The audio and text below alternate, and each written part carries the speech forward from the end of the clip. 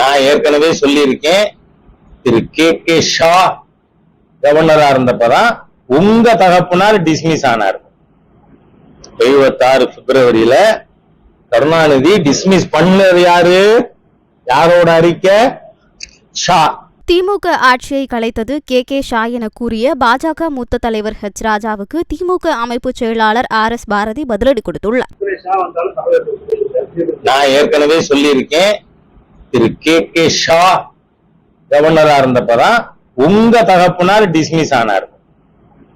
76 பிப்ரவரியில Karunanidhi dismiss பண்ணது யாரு? யாரோட அறிக்கை? ஷா, கே ஷா. அது கூட தெரியல. ஏன்னா பக்கத்தில் இருக்கிறவர் துண்டு சீட்ல அதை எழுதி கொடுக்கல. அவ்வளவுதான் பிரச்சனை. தப்பு இவர்கிட்ட மாண்புமிகு தமிழக முதலமைச்சர்கிட்ட தப்பே கிடையாது. பக்கத்தில் இருக்கவங்க அதை எழுதி கொடுக்கணும்ல, அதை எழுதி கொடுக்கல. அதனால அவங்க என்ன ஷா வந்தாலும்னு பேசி இருக்காரு. ஆனா நான் சொல்றேன், கருணாநிதி மட்டும் எம்எல்ஏ ஜெயிச்சு சட்டமன்றத்திற்குள்ள போறதுக்கு பயந்துகின்றேன் தன் எம்எல்ஏ பதவி ராஜினாமா செய்தது இந்த தமிழக சரித்திரத்தில் ஒரு அங்கமா இருக்கு. உண்டுதானே? நான் ஒண்ணும் இல்லாத சொல்லல. அவர் ஒருத்தர் தான் ஜெயிக்கிறாரு, அதை ராஜினாமா பண்றாரு. அப்புறம் செல்வராஜன் ஒருத்தர் நிறுத்தி ஜெயிக்கிறாங்க. அப்ப கவுண்டர்மேன் ஆன எக்மோர்ல இடைத்தேர்தல் நடக்குது. அதுல பரிதியிலம் எழுதி அந்த 2 பேர் தான் அப்ப சட்டமன்றத்திலேயே மெம்பர்ஸ். அதனால தமிழகத்தின் சரித்திரமே இவருக்கு, முதலமைச்சர் அவர்களுக்கு மறந்து போயிடுது. வெறும்னு உங்க தகப்பனார் மட்டும் ஜெயிச்சார், உங்க கட்சியில வேற ஒருத்தரும் ஜெயிக்கல. அதையும் உள்ள போக பயந்துகிண்டு, ஏன்னா அப்ப 20-25 பெண் உறுப்பினர்கள் சட்டமன்றத்தில் தேர்ந்தெடுக்கப்பட்டு போயிருந்தாங்க.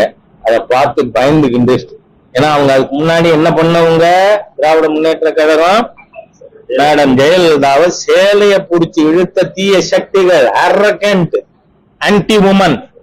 அதனால அவ்வளவு பெரிய தீய சக்தியா இருந்ததுனால கருணாநிதி அவர்கள் உள்ள போக பயந்து கொண்டு ராஜினாமா செய்தார். இல்லைன்னா வேற எந்த கம்பல்ஷனும் இல்லை, அவர் ஏன் ராஜினாமா பண்ணணும்? அதனால நன்றி. மாநாடு வேற நடத்துறாங்க தொடர்ந்து. பாஜகவோட இதுல வருகை இருக்குது, நிகழ்வுகளும் அதிகப்படுத்திட்டே போறாங்க. நான் சொல்லிட்டு மோடியே வந்துட்டு போனாரு, ரோட் ஷோ நடத்தினாரு, ஏதோ பண்ணாரு. அவ்வளவும் பண்ணி அவர் என்ன, அவருடைய ரிசல்ட் 0. இப்பொழுது மேக்னிஃபிஷன்ட் 0. அவ்வளவுதான். கே ஷா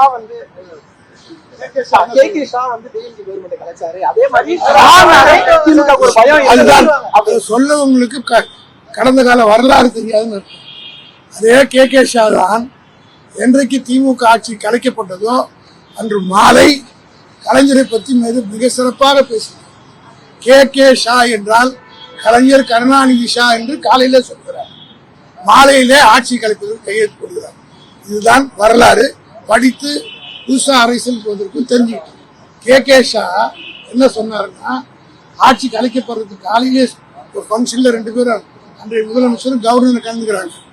அப்படி பேசுகிற போது சொல்றார், கே ஷா என்பது கலைஞர் கருணாநிதி ஷா என்று சொல்லிவிட்டு போய் சாயந்தரம் கையெழுத்து போடுறார். இதான் வரலாறு.